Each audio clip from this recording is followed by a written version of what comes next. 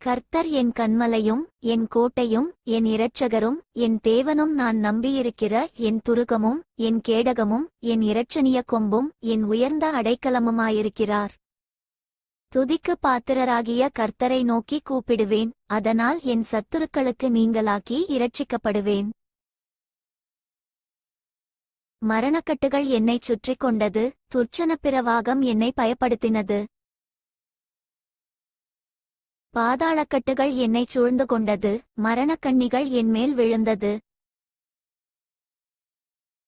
எனக்கு உண்டான நெருக்கத்திலே கர்த்தரை நோக்கி கூப்பிட்டு என் தேவனை நோக்கி அபயமிட்டேன். தமது ஆலயத்திலிருந்து என் சத்தத்தை கேட்டார். என் கூப்பிடுதல் அவர் சந்நிதியில் போய் அவர் செவிகளில் ஏறிற்று. அப்பொழுது பூமி அசைந்து அதிர்ந்தது, அவர் கோபங்கொண்டபடியால் பர்வதங்களின் அஸ்திபாரங்கள் குலுங்கி அசைந்தது.